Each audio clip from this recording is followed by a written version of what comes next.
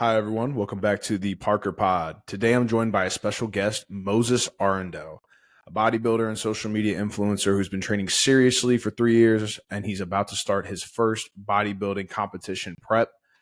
He's also the founder of Dial Fitness, which stands for Discipline, Improvement, Action, and Lifestyle, a coaching method that's dedicated to building not just strong bodies, but also strong minds and habits.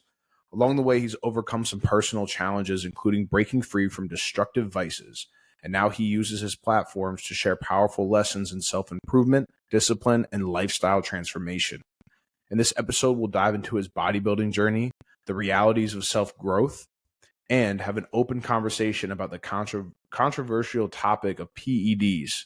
This is going to be an inspiring and eye-opening discussion you won't want to miss. And just as a disclaimer, the views and experiences shared in this podcast are for informational purposes only and are based on a personal account.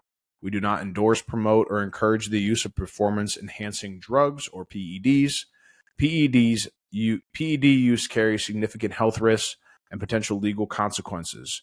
Always consult with a qualified healthcare professional before making decisions about your health, fitness, or supplementation. This conversation is intended to raise awareness and provide education. This is not medical advice. Neither I, the podcast, nor Moises promote or endorse the use of PEDs. Hey, Moises, how are you doing today, man? Brother Joe, I'm doing absolutely amazing. How are you, bro? I'm great. Let's just hop right into it, right?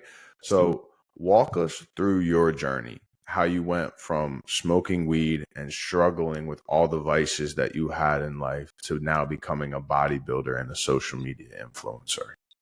So no, that's the journey definitely was very, very beneficial in a lot of ways because I don't regret anything in my life because there's always a piece of just, knowledge that you can take from each and every single failure or conflict that you've been through.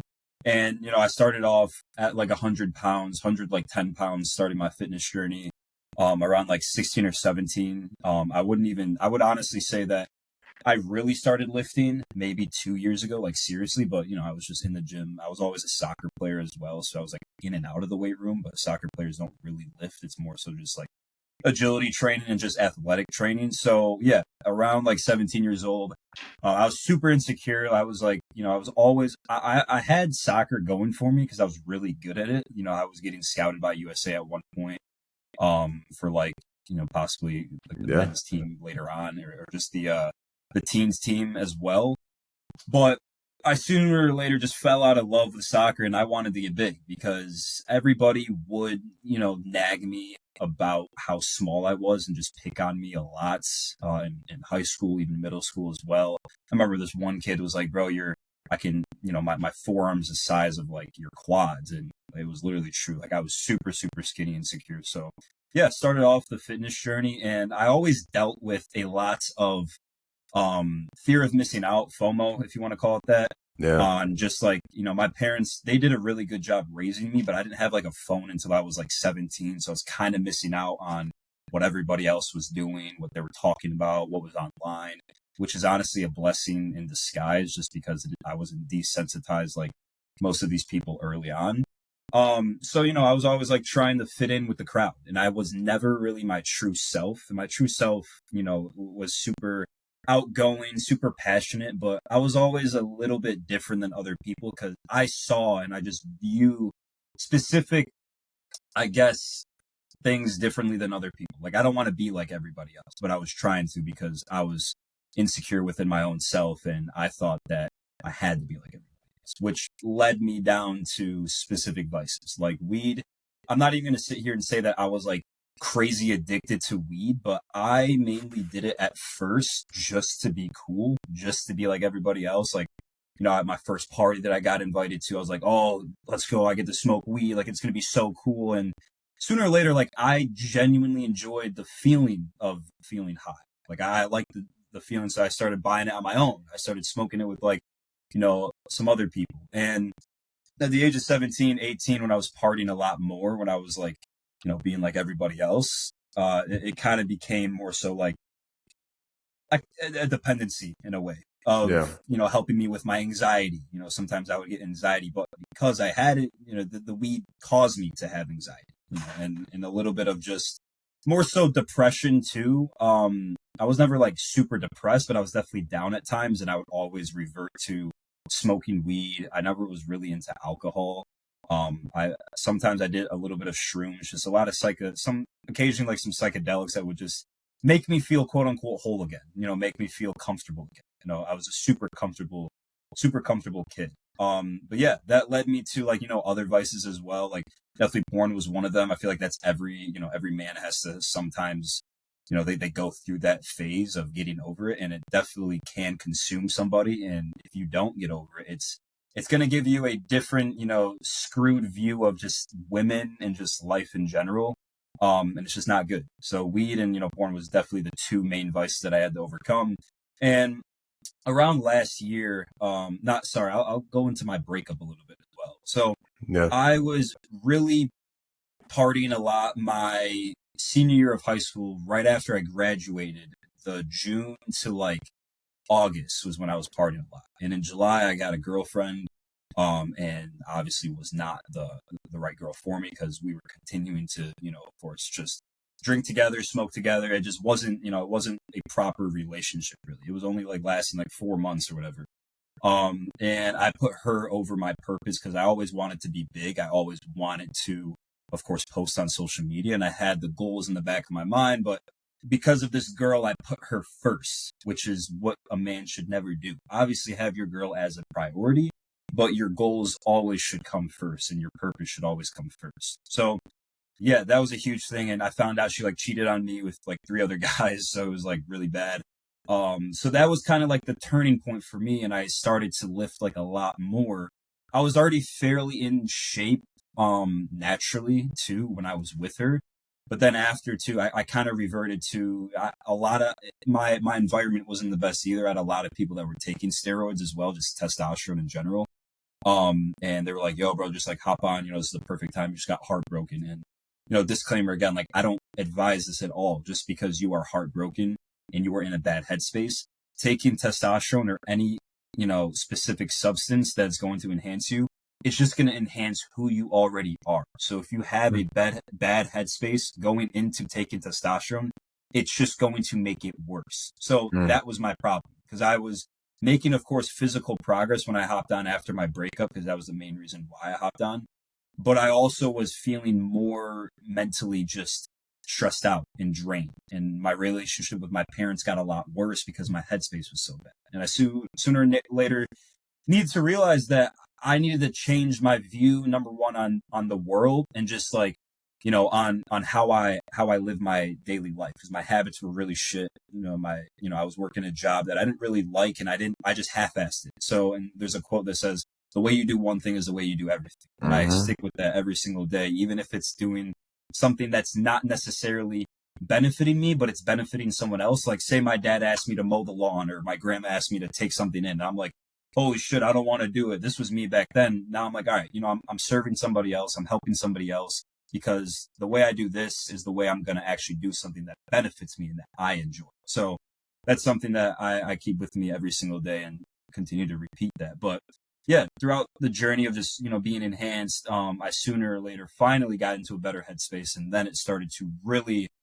really actually enhance who I was, but also caused me to still, rely on something that was kind of just taking the work ethic out of me, because it is an enhancement. You don't necessarily have to work as hard as you are naturally, because naturally, it is, sometimes when you're cutting, it's super hard to retain muscle when you're cutting, especially with shows and stuff like that. You see a lot of natural bodybuilders on their bulk, they'll have a decent amount of muscle, they'll cut down and a lot of that muscle is gone. But when you're enhanced, it's super easy to retain. So yeah, I just didn't have the work ethic, going into it, and my headspace was super bad. But yeah, sooner or later I decided, my parents obviously like found out as well. It's funny how it happened. Somebody wrote like a article on me because I was blowing up at the time, like about testosterone. And my parents like looked me up on the internet and saw that, and they're like, yo, is this true? And I'm like, I just gotta come clean at this point. So I was like, yeah, it is true. And, I did do that, obviously. So hopped off, PCT'd. Yeah, ever since that, I've just more so been focusing on my mindset. And last year was when I, PCT'd, and yeah, I had another situation with a girl as well where it wasn't really like dating, but we talked for like 6 months or so, and it was more so like just a fling, like a summer fling. Like, we just kept each other, in contact because just attention.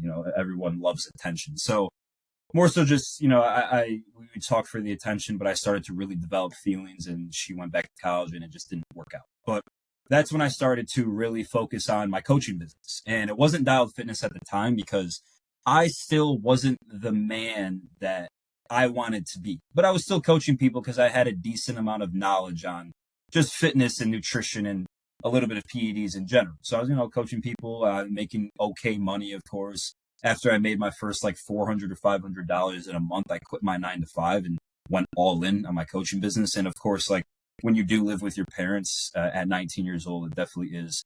There's a ton of resources that you are handed to. I was sometimes using my parents' car.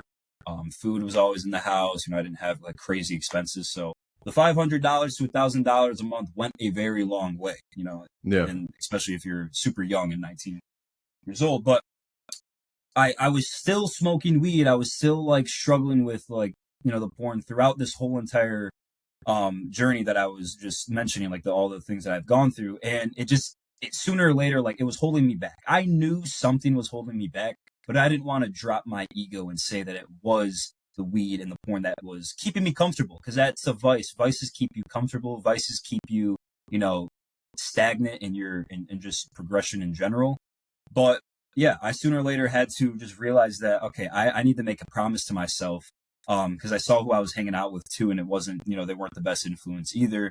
And I was back and forth between New York and Tampa. I definitely say the people in Tampa were a way better influence on me. I was learning a lot, getting a lot of information, building a lot of connections as well. I was there for like, coming up on this year, I was probably there for maybe 6 months, more time there than here, especially with this year. But yeah, going back a little bit before going into the new year of 2025. Yeah, I was just still struggling with that. Coaching business was doing okay. I was just still making content that I didn't really necessarily like making, but I got a lot of views, like the steroid transformations and all that stuff. When I wasn't necessarily like lying, but I was definitely like stretching it a little bit, And I never like abused myself in any way, shape, or form with like how much I took. I never took anything crazy, just because I knew, the ramifications and the side effects. And I see a lot of people that, especially in my hometown, that still drink and smoke and while they're on cycle. And I'm just like, all right, well, your liver, your kidneys, everything is going to be shut down at one point. So I was like, I can't be like that. So sooner or later, I made a promise to myself. I'm like, all right, I need to completely switch things up. And this was like entering this year. I was like, all right, I have a coaching business, but I'm going to put myself in my client's shoes. When they look at my content, when they look at my stories, when they look at me, am I really an inspiration, right? Am I really somebody that I would look up to? And the answer, and it was honestly like hard to say, it was like, no, because yeah, he has a good physique, and yeah, he might post a little bit of value about like, oh, okay, you got to get into shape. It's really important. But it just wasn't convincing. It wasn't like, I want to be like that guy. Like he is somebody that I want to be around. So I had to honestly drop my ego and be like, all right, I'm never going to smoke weed ever again. I make that promise to myself. I'm never going to smoke weed ever again. Maybe a cigar, just because that's not really, it's not too harsh on your body, and it's just, on occasion, right? Like all the time for like, celebrations and stuff like that. It's just a little nicotine or tobacco, whatever the fuck it's called. And yeah, I was like, all right, I need to stop weed completely. I've been, completely sober off of that for a very long time now. I don't really count, just because the person that counts their days are most likely planning on quitting on like, going back on their promise at one point. So I just know in the back of my mind, I'm never going to touch weed ever again. Now, of course, lust, porn, I made a promise to myself as well, not to watch that. It was desensitizing my brain. It wasn't making me the man that I envisioned in my head. So cut all of those out and started this brand, Dialed Fitness. I already had a coaching brand, but I needed to actually solidify it and make it something that, is super inspirational and means something. So Dialed Fitness, the Dial method, Dial system, discipline, improvement, action, and lifestyle. The first three, discipline, improvement, and action, will equal the lifestyle that you want, right? You got to discipline yourself on your specific goals. This is more for like long-term goals. Make daily improvements. Like I have a structured morning routine every single day. And then, yeah, that all sounds cool, but you got to take action. Okay. Action taking is the best possible thing you can do, because that's actually, putting into existence whatever you're thinking in your mind. So yeah, developed that and started to really like be super picky with who I work with, because yeah, you can, money's great, but also I mainly just focus on giving my clients results. I don't really care about the money. Money is a frequency. Okay. It comes and goes. And if you focus too much on trying to make money, like a lot of these coaches and these gurus, sooner or later, you're not going to really build up a brand. It's just going to be, short-term cash grab. And, later, 10 years later, you're left with nothing.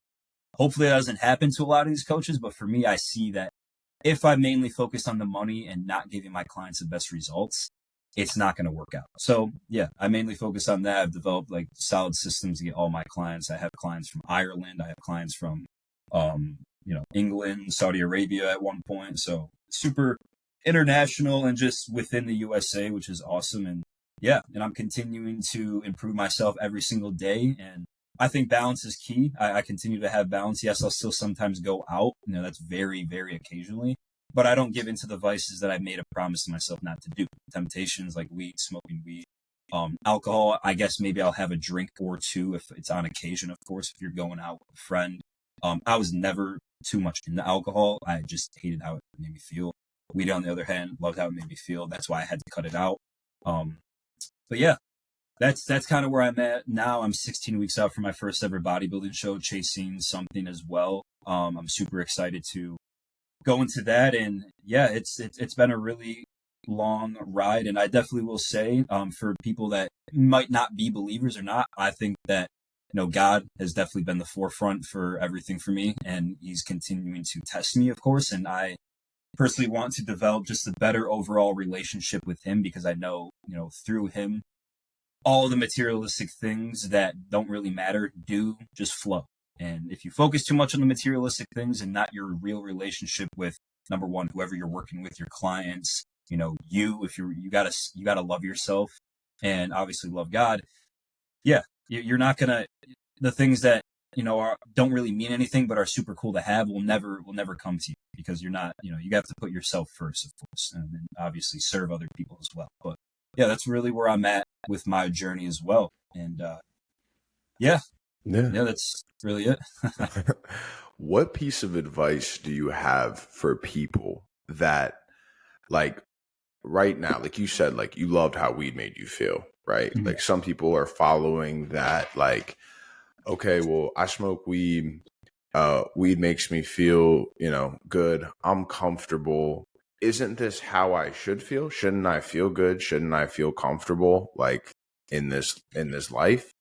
Because like I smoked weed too, and I struggled for a little bit with, well, I smoked weed. I feel good. I'm still getting some of my work done. Yeah. I feel fine. I've quit since then, obviously, but like I struggled a little bit with like, how do I get over this mental hump of I feel like it's okay, Yeah. but I kind of know it's not. How did you do that? And how do you suggest that other people do that? So I have cousins that smoke weed, right? I know a lot of people that do smoke weed as well. I'm not necessarily saying that it's bad. Like, it definitely is a vice, right? Of course, it's something that makes you feel comfortable, but it all depends on how badly you want your specific goal, right? So if I'm talking to somebody, say I'm taking on somebody as a client, they're like, yeah, I do smoke weed, and everything else seems to be like dialed in. But the one thing they said was, I'm still smoking weed and I think that's holding me back, but I don't want to quit. Okay, that gives me a little bit of more information on like, okay, that's the main thing that's holding you back. That's what you need to stop doing. And because it makes people feel so comfortable, once you stop, you're in that uncomfortable state where it's like, oh my gosh, I don't know what to do. But that's when you have to that's fortifying your mind. You're going to fortify your mind to not go back to a temptation that makes you feel a certain way, but it's holding you back.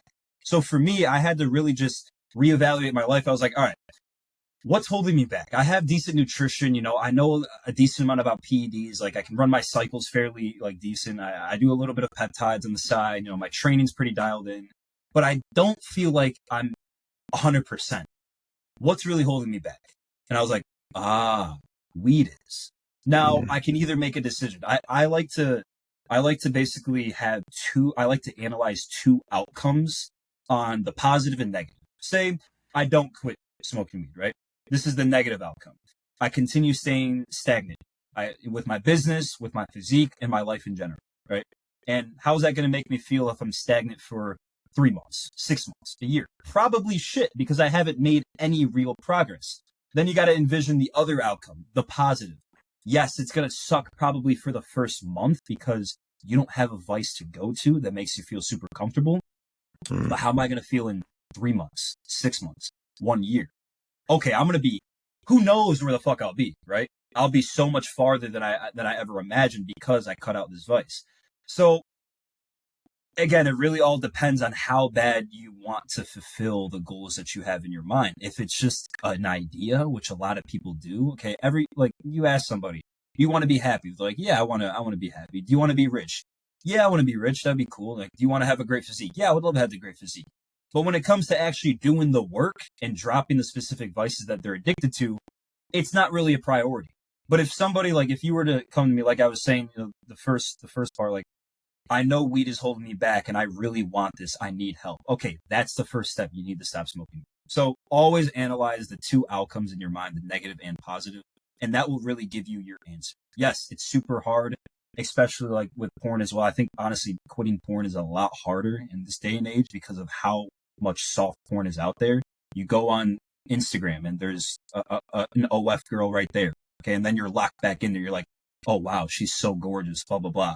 Maybe I should do, no, it's all over. Weed is not like, it's not, I guess, fantasized that much, but, it's definitely accessible because it's legalized in a lot of places now. So, yeah, I guess the short answer to that is always analyze, how bad you want your specific goals, what is really holding you back, and, really analyze the negative and positive outcome of quitting or staying on or not quitting.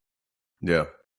I mean, I feel like the negative and the positive, some people get into this mindset where they're like, oh, well, if I quit weed, I'm going to be so anxious or I'm going to be so depressed. Is me being anxious and depressed worth getting off weed and trying to achieve my full potential? Like it reminds me of a John Mayer quote. I don't know if you've seen it, but he was like drinking a lot, I think. Mm-hmm. And I don't know who it was, if it was his therapist or his friend, was like, if you want to keep drinking, that's fine. But what percentage of potential are you okay with staying at? Yeah, exactly. And it was like, he was like, oh, I want 100%. And like, that's how he quit drinking. Yeah. And I think a lot of people don't give themselves enough credit, whether it be the mental dialogue that they have with themselves in their mind, where they're like, I'm not worth having a 6-pack. I'm not worth having, being shredded. And they just can't get over that. I mean, like I personally, I used to be 340 pounds, right? Yeah. And I think that there was a definite, in my mind, it was going to be hard to get to a place where I at least like, am like, okay, like this is a good place for me to be. And I also didn't think I was worth it either. Like I got to make sure everyone else is okay. I got to make sure my cup gets emptied here, here, here, here, and here, because all these people need me to empty my cup or else they're not going to be okay.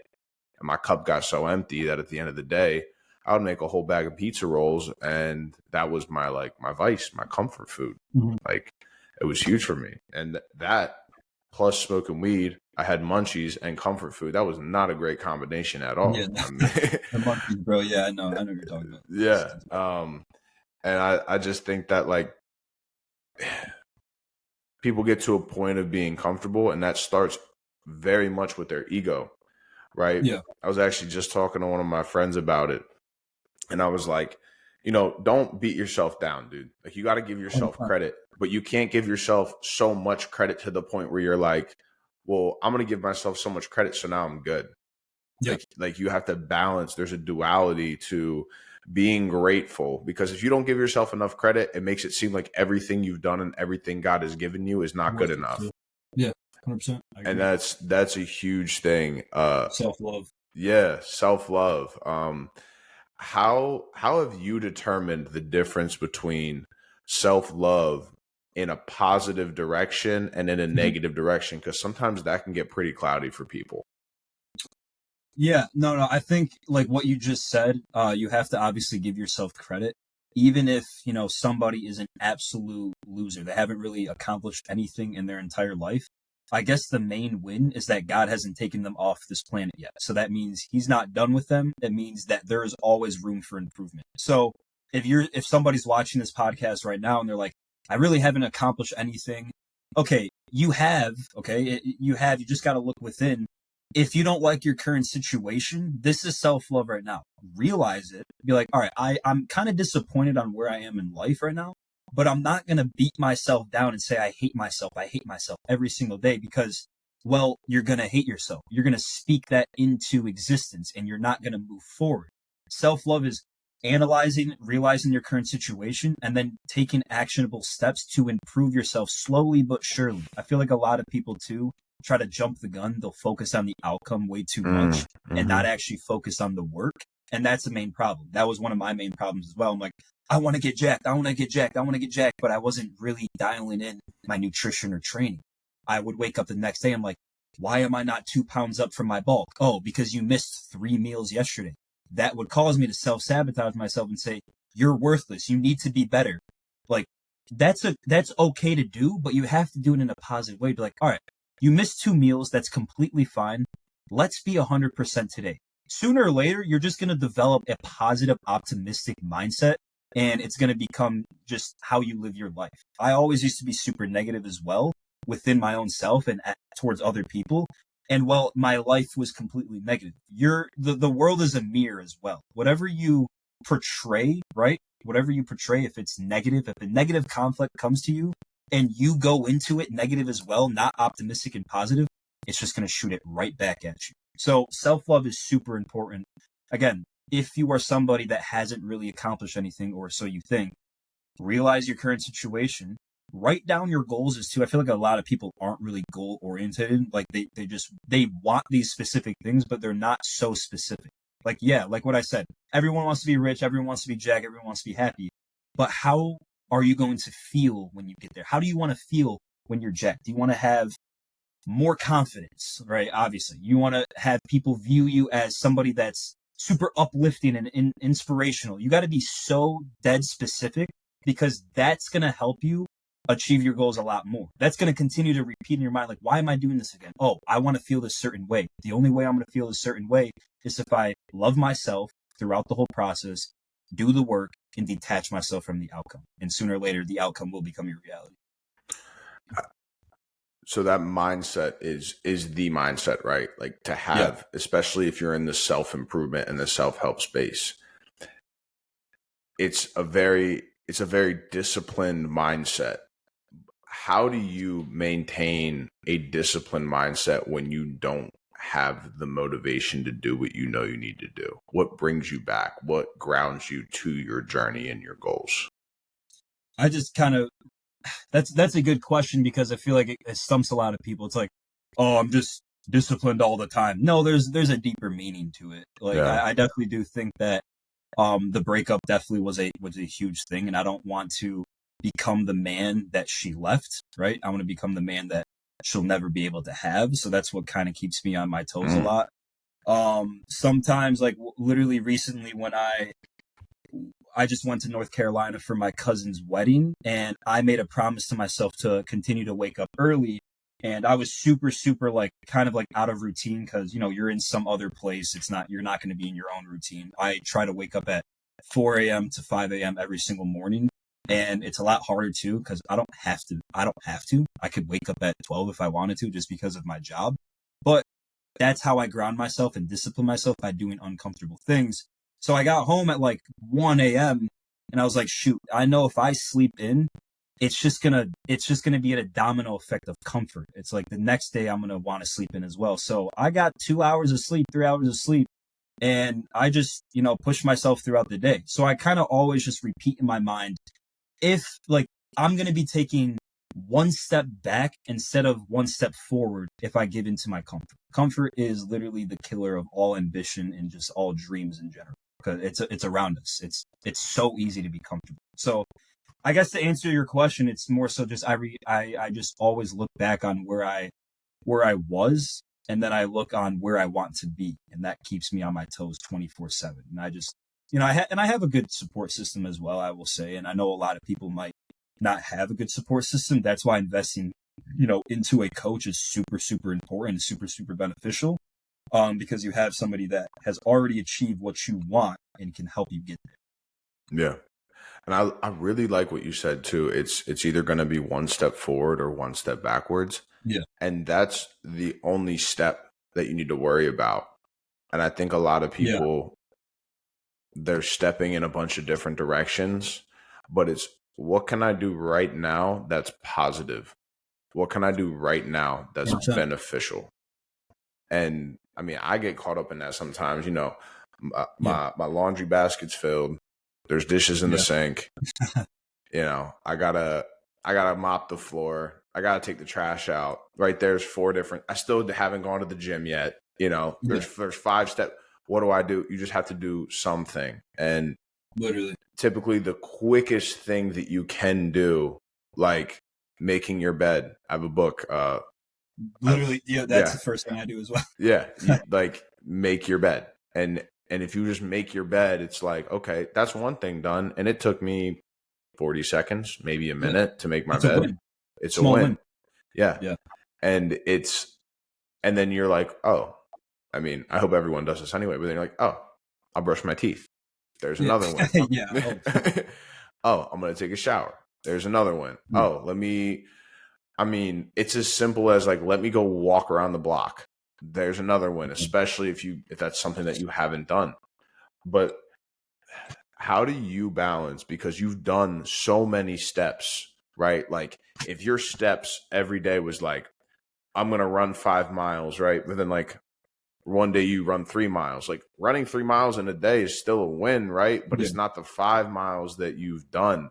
How do you balance that? Like if you're like, I'm going to lift for an hour and a half, but then you lift for or you usually lift for an hour and a half, but one day you only have an hour, right? Like you literally like, I only have an hour. I got to go home, shower. I have to do all these things afterwards. Does that play into like your mindset at all? It does for me. That's why I'm asking. Like if my workout gets cut short, I'm like, nah, like I work out for an hour and a half. I don't work out for an hour or 45 minutes. Yeah.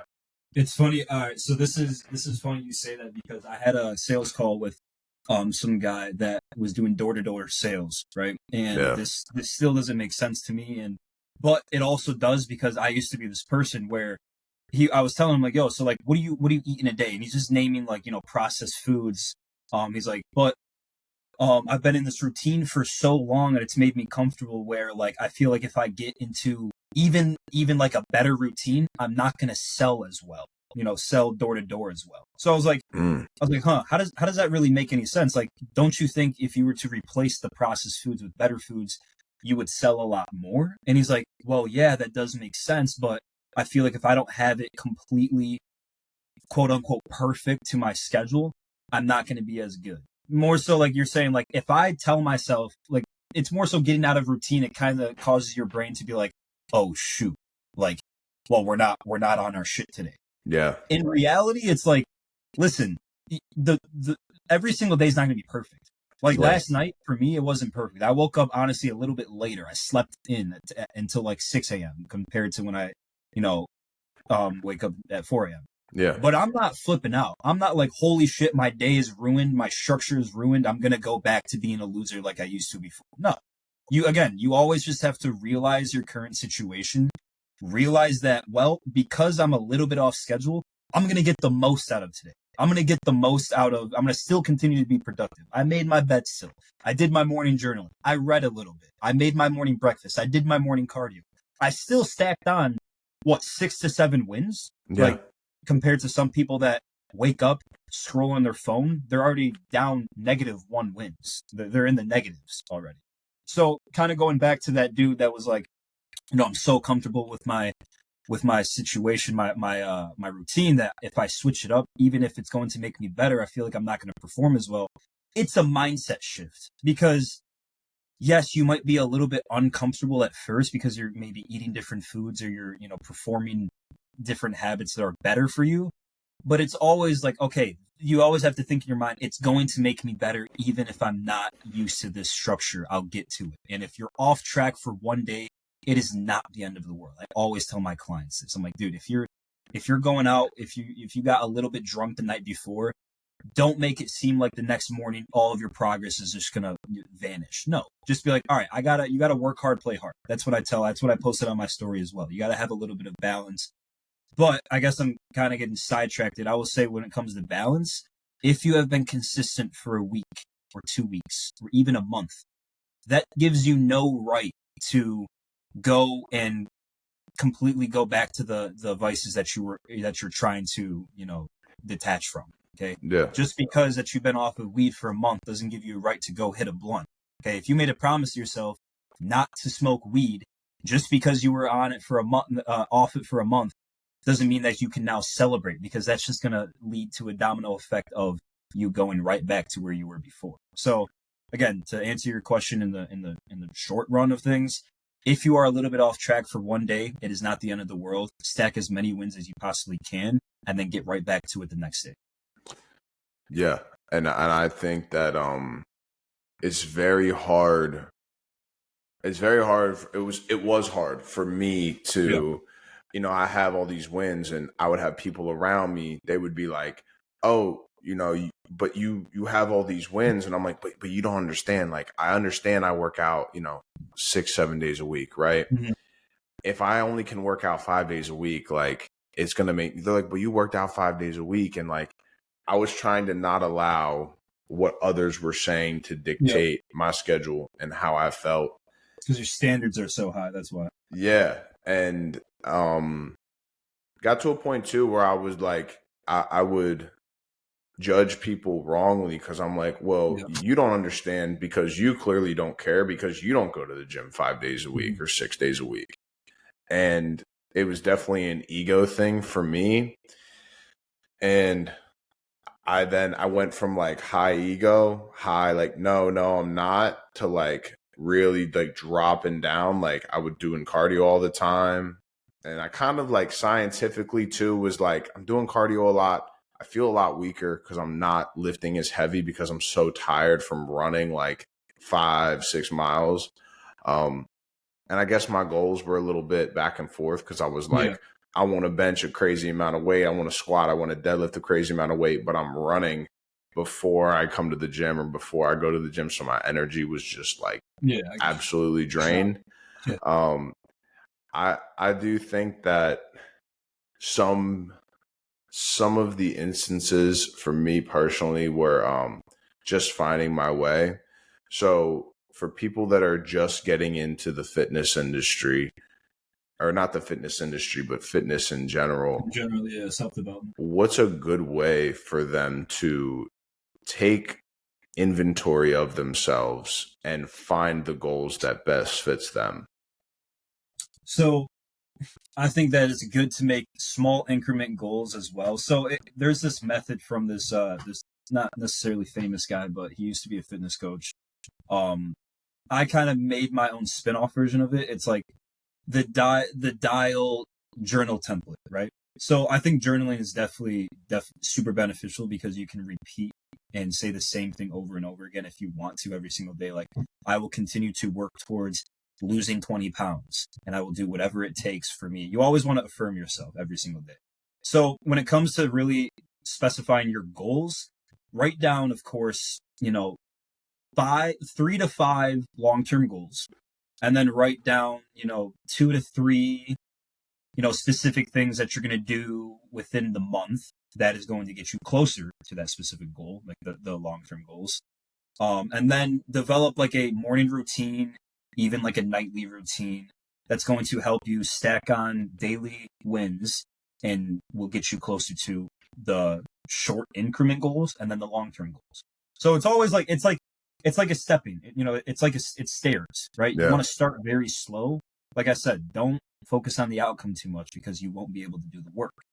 Focus on the day, within the day. Me, I stack on as many wins as I possibly can. And I know sooner or later that's going to stack up to me achieving the outcome. And I won't even realize it. I'm like, holy crap. Like, I didn't even realize when I got my dream physique, I was like, damn, wow, I have my dream physique. Like, holy shit, how did I do that? Oh, I detached myself from the outcome and I focused on the small increment goals and the daily goals. So I definitely think if somebody's trying to get into self-development, really write down what they're struggling with, right?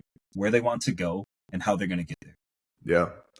And take action on it too. Like, ideas are cool, thoughts are cool, but you can think all you want. You can watch as many, David Goggin videos as you want and try to be motivated, but it's not, he's not going to tell you to wake up at 4 a.m. every single morning. He's not going to drag you out of bed. You got to drag yourself out of bed and take action. So, yeah. And I think, one of the key indicators of intelligence is being able to have a thought and to be able to action on it as quickly as possible. Like, that's 100%. One of the key indicators of being intelligent. Going back a little bit on the one guy that you had that was like, oh, if I get out of my routine, I'll be worse. Like, I feel like I'll be worse. I feel like that does happen. Yeah. But what it is you're here, right? And then you're like, oh, I'm off schedule. And you kind of go like this. But because you've given up all the vices, you kind of dip. And it's that temptation. It's like the devil going like, oh, look, see, now that you're not doing those bad things anymore, you're going downhill. You're not yourself. And then you hit a point, you hit a trough, and then it's boom. Yeah. From there. Pendulum swing for sure. Sorry, continue what you're going to say. No, you got it, man. No, that was it.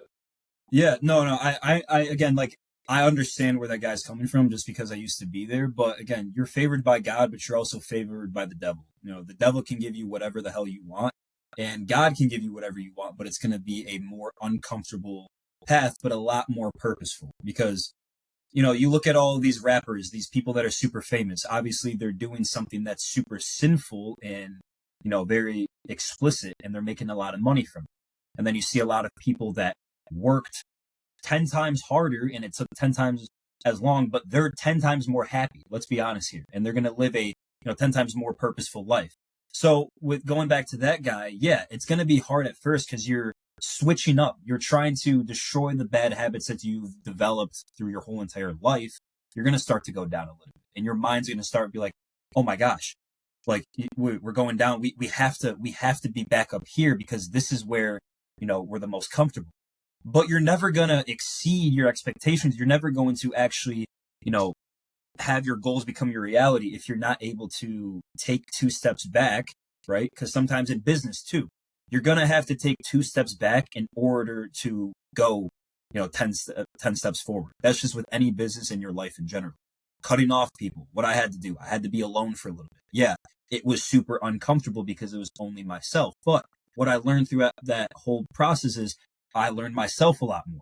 I learned who I want to become, who I want to surround myself around, right? And I was in what I call this gray area. I detached from my old friends, right? I was going down, detached from my old friends because I feel a lot more comfortable and, satiated when I'm with these people, but they're not holding me to a higher standard and they're not making me better. So had to go, become a little bit alone in the gray area. And I'm not mature enough yet to be sat at the table of my future friends that are going to help me grow and, make me a better man. So in this gray area, you have to learn a lot about yourself. You have to improve on daily things, whether that's you're trying to quit weed, right? If you have a few friends that are, also trying to do the same thing, that's super beneficial. I didn't have that because all the people I was around were doing bad things. So it was a lot harder for me. It was super uncomfortable. But once you get to that, what you said, that trough where it's like you have to make a split decision. Are you going to continue going down? Who knows how far you're going to go down because, you're always going to go up. But it's so uncomfortable to the point where you want to give into that comfort.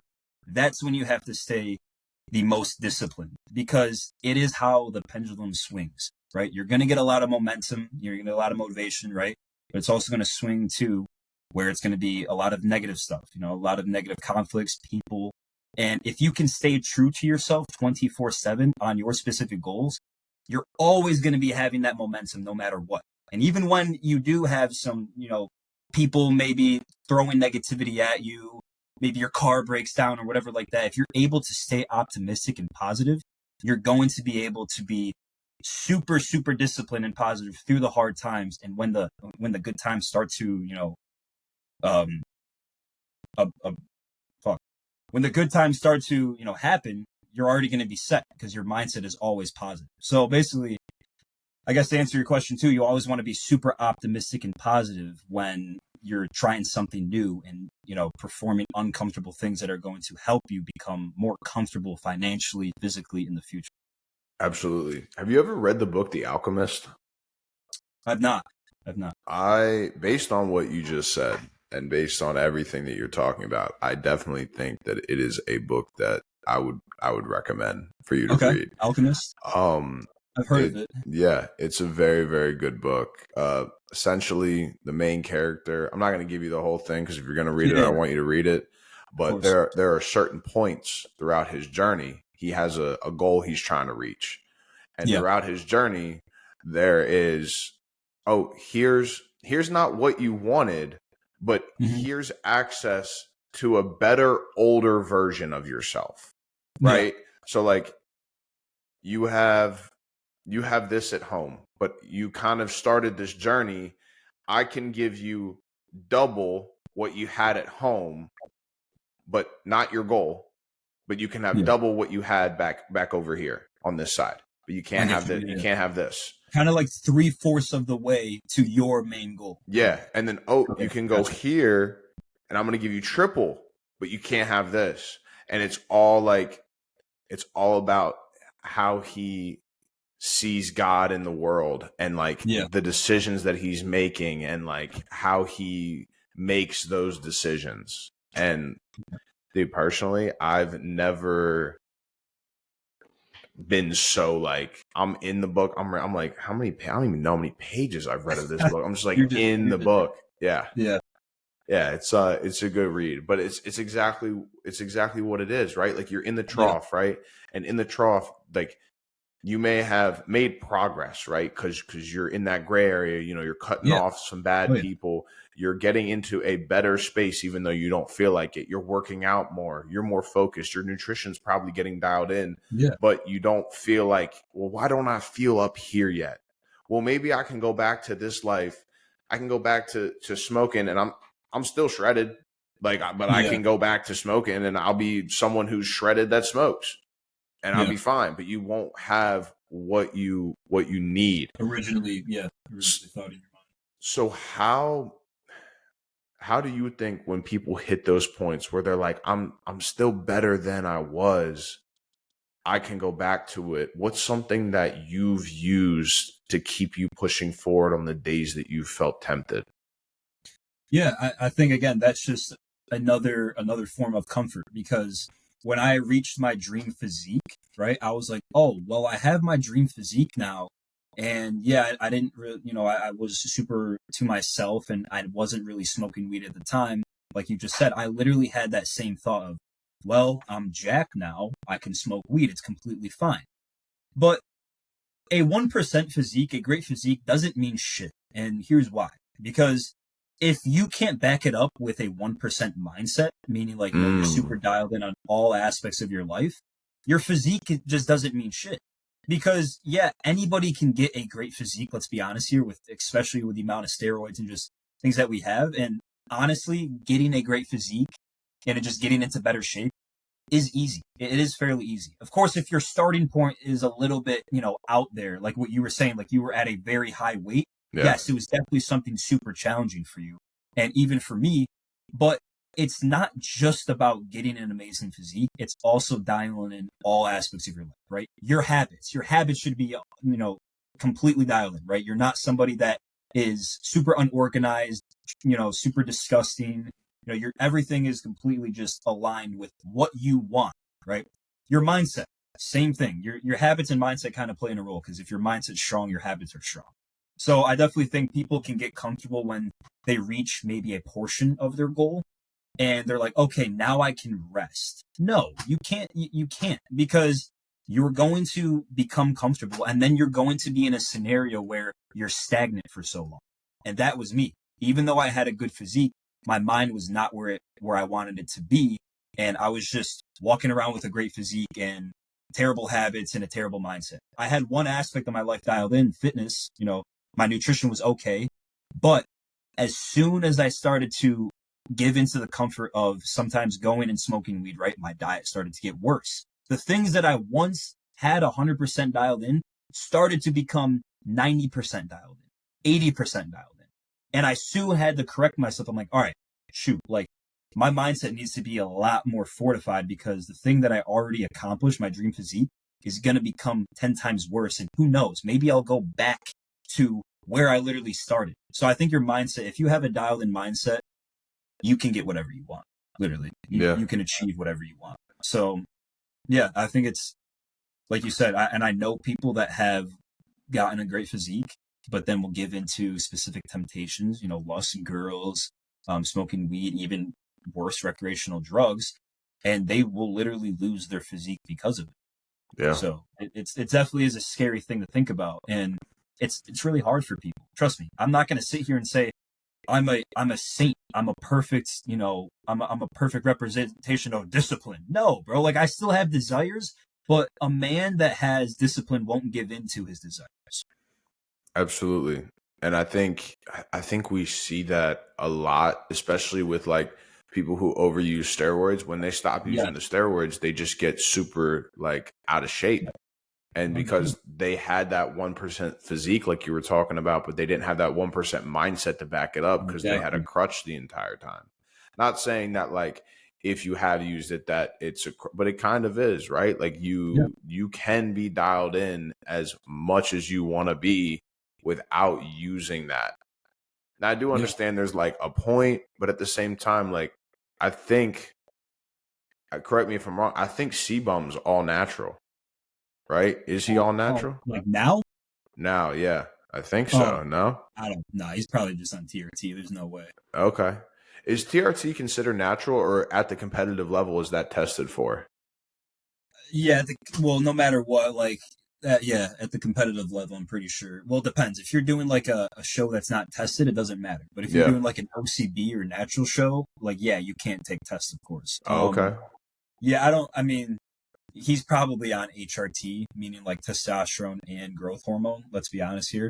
Yeah. He still looks pretty big. I just saw a pic with him and Ryan Terry, and he still looks like massive. So, Yeah. I don't think he's necessarily like completely natural, but yeah, Sibo's actually a really good representation of like he has everything dialed in. And the reason why he literally quit bodybuilding is because he wanted to dial another aspect in of his life, which was relationships. Okay, he's building a family. That's super important. Okay, he can't make the forefront of his life his physique and his job. Right, you want to have relationships dialed in, your habits dialed in, your fitness dialed in, and your mindset dialed in. Yeah.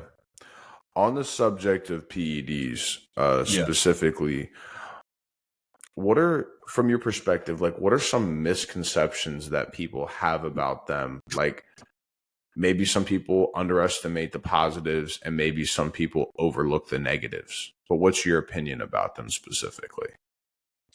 I think people are just super dumb nowadays when it comes to it, because yes, you can of course like run it safe, whatever you do, but it's the influencers that I see that you know they'll talk about like being disciplined and all that stuff.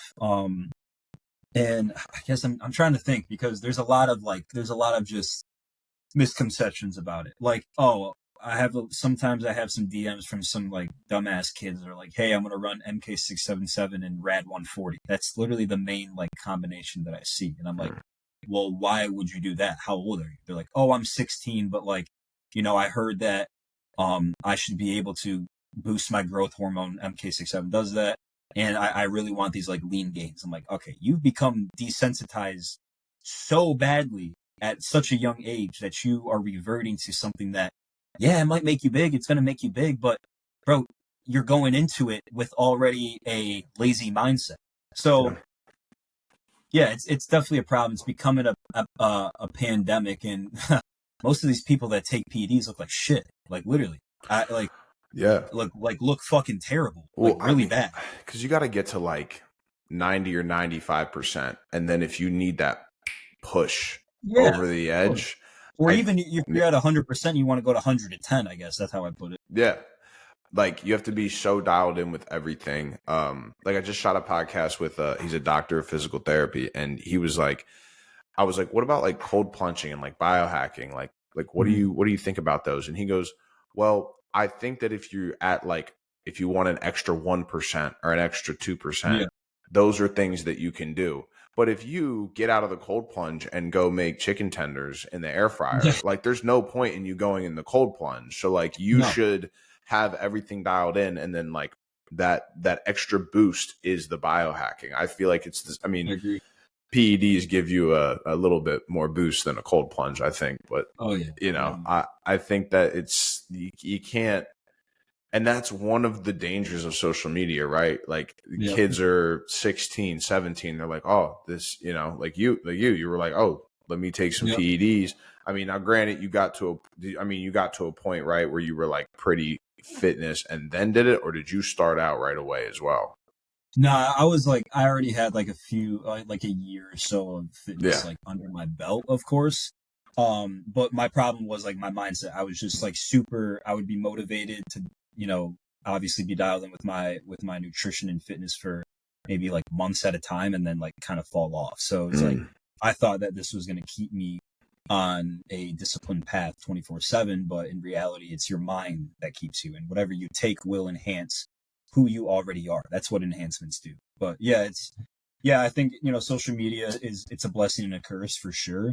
That's why I don't really talk about PEDs anymore, just because, yeah, I was young when I took them and I learned my lesson, but I feel like that still gives me no right to be like, hey, like you should, if you have everything dialed in, even if you're 17 years old, you should take it. No, I don't think you should. Like, there's no reason to at all. Like, but also when you see these young pros, like 17, like they're 18 and 19 years old, and they look like grown ass men, that also gives a lot of these kids like, I want to look like that. I want to be an IFBB pro. But it's so fucking unhealthy, and it's just desensitizing their brain. Like Anton, right? He got his pro card at 19 years old, and yeah. he started taking PEDs at like 16, 17 years old.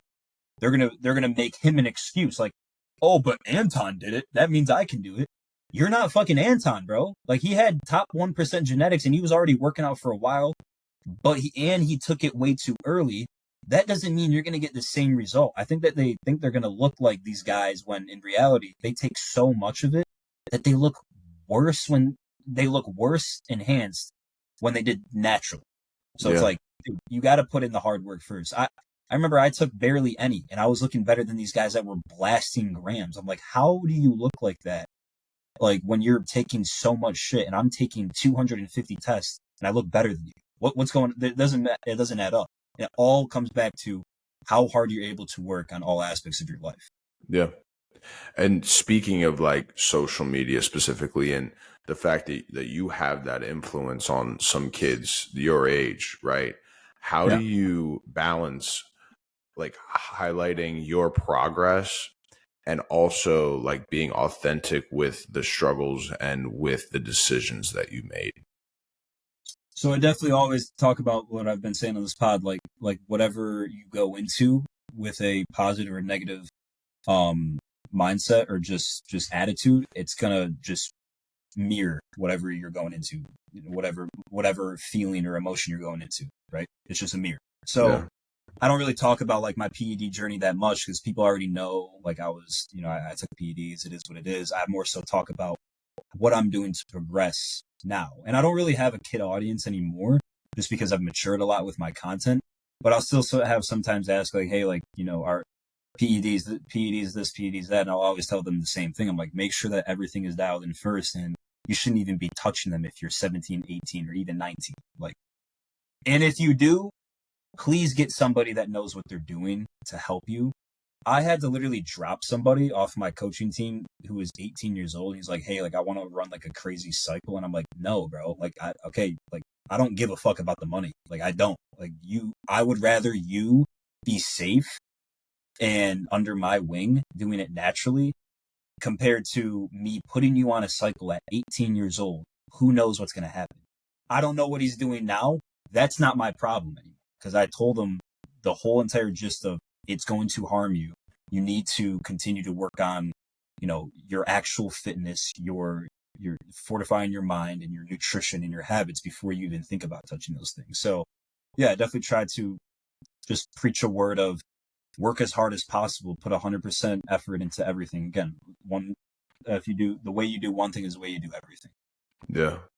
How do you balance, I mean, the PEDs as well? Like you already Yeah. mentioned the PEDs, but how do you also balance like the showcasing of your vices, right? Because like you also Yeah. like put out, I saw a few reels, you were like, this was me Mhm. smoking weed. Like, how do you balance? I get like you're not promoting it at all. Like Yeah. you're like, Yeah. this is me, I did this thing. Like what is your approach to this is progress, but this is also like where I was and who I was and how I got here? More so, are you saying like how do I implement what I did to get to where I am now? Like the portrayal of it on social media to give the right message to the audience. Oh, okay, I get what you're saying. Yeah, like when I show videos of me like drinking some alcohol or like, smoking weed and stuff like that, I always put kind of like what I said earlier in this podcast, like I always put how it made me feel and how it was holding me back. And once I quit those, I was then able to get the outcome that I want. So I Mm, kind of just portray it as like something that was holding me back.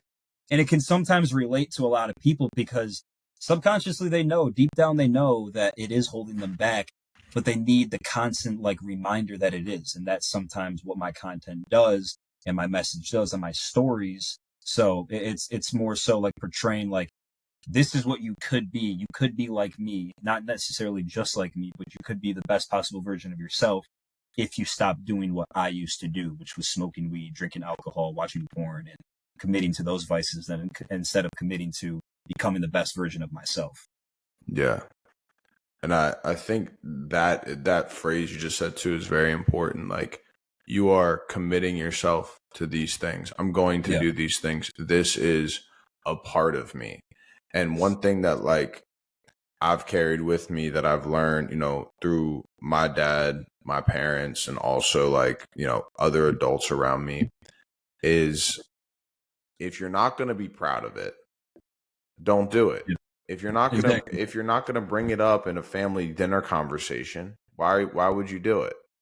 Yeah. And that's something that like I really have thought about, especially the past few weeks, right? Like if you're like I'm not gonna bring up at a family, conversation that I talk shit about someone or that so Yeah. why would I do it, right? Right. Like that like that's I not like that analogy. Yeah, that's not something that I should do. If your parents aren't going to go, hey, great job, Yeah. why would you do it?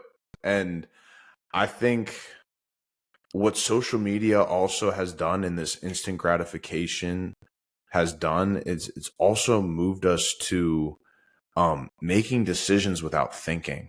Because Yep. you 100%. scroll without thinking, right? That's Yep. a decision without thinking. And I know it sounds so small, right? It's But big though. it It's like, cascades because like yeah. you said, how you do anything is how you do everything. Yeah. So if you don't think about your decisions, and that's what meditating, praying, you're sitting Yep. and you're thinking. And if you don't build that muscle of sitting and thinking, you're going to make decisions just off the rip like that. And you're not going to be paying attention to what's coming out of your mouth or to what No, you're literally. doing. Yeah. Yeah. And 100%.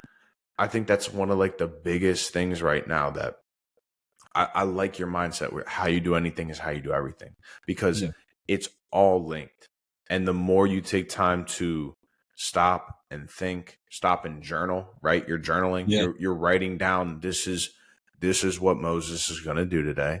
Yeah. These are the things that I have laid out for myself. I'm going to be intentional with the things that I've laid out for myself. And this is who I am.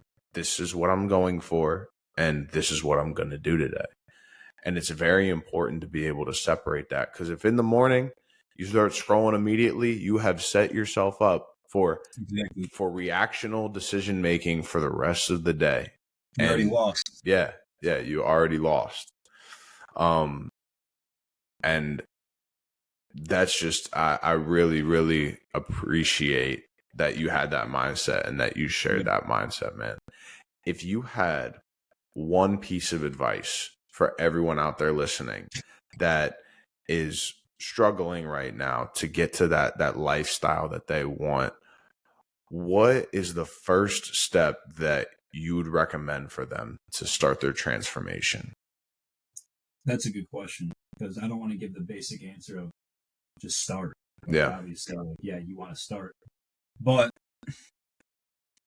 I would take a second to really just open up your eyes and like look around you, right? Look what you have done your whole entire life, and has it been really fulfilling, or has it been something that has caused you to be like everybody else? Because I think that everybody is their own unique person, and a lot of people try to get into social media, but they're not unique, right? They're not. This is just like a social media topic. Like if you want to start posting content, they post what everybody else posts, and I don't post a lot like everybody else posts, right? I have my own journey. I have my own system of content. So, but when it comes to starting your fitness journey,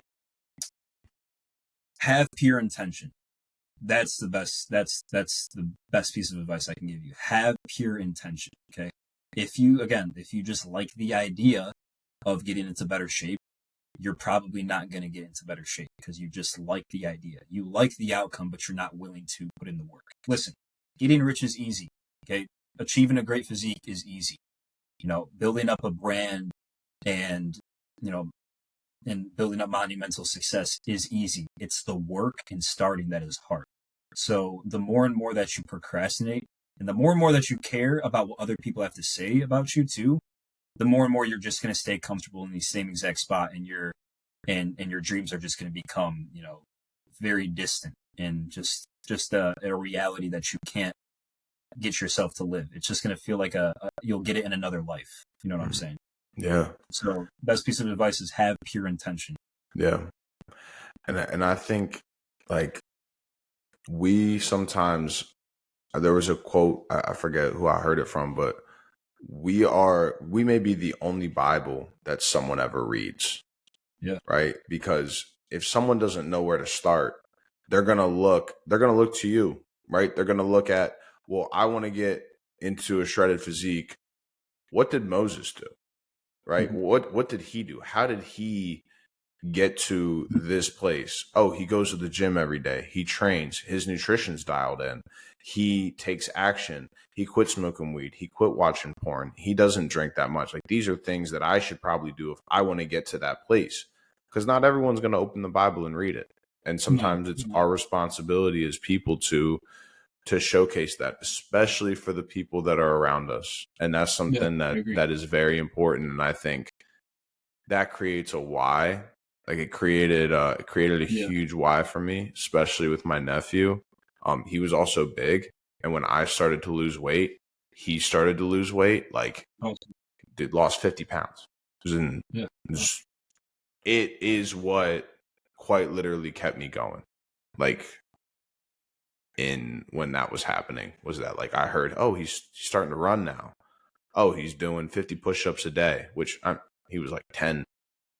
50 push-ups is a lot for a 10-year-old, I think. I mean, I don't know. Yeah. It's better than video games and doing nothing. 100%. And I just think that it's if you feel the responsibility to do that and to be that example, then you should definitely take that responsibility on. Because that, you're giving the Instagram community, especially, I mean, are you on TikTok too? Instagram and TikTok? Yeah. I'm not too serious on TikTok. Well, you're giving the social media community these tips and this motivation to do what they need to do to get to where they want to be. And that's part of your purpose. That is, you're helping so many people by doing that and by showcasing that. 100%. And that's something that, sometimes it's hard for people. It's hard for people to like, oh, I don't want to be like, oh, it's all about me. I'm posting on social media, whatever. But it's like, yeah, but you may reach people that you wouldn't necessarily reach if you didn't post on social media. Exactly. So social media can be a good thing and it can be a bad thing. How 100%. have you utilized it to be a good thing to the highest extent, right? Like try to mitigate the negative and, 2x, 5x, 10x the positive. Yeah, I think I used to focus on like views a lot, and I was just like kind of like shit posting, I like to call it. Yeah. More so to just make myself feel good and not others. And I think now like I'm super particular with what content I post because I want it to honestly impact somebody. And if I know there's a lot of people that are going through specific things like breakups and things that I've gone through, and I think that if I'm able to provide enough value and enough information that can genuinely benefit them and hit them in a spot where it makes them want to change, I think that gives me a lot more clarity and a lot more, honestly, dopamine, solid dopamine than getting 1 million views on a video. Because I've gotten 1 million views on a video. I have like 5 videos I've gotten over 1 million views, but it didn't really make me happy. I love receiving the DMs of, yo, bro, I'm kind of going through this right now. How did you overcome this? Yo, bro, like, I'm trying to get into good shape. Like, how can I start?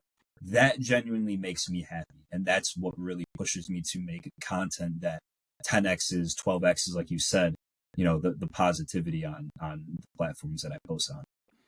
Absolutely, man. Moses, it's been a huge pleasure having you on the podcast, man. I really appreciate you. Yeah, I appreciate you coming in, giving every single insight, your journey specifically, and how you overcame those vices and the promises that you've made to yourself that have gotten you to where you're at, and the influence that you're going to give my listeners. I really think it's going to be a very beneficial podcast for them. Yeah. Do you have any final words that you want to give to the audience? Stay dialed, guys.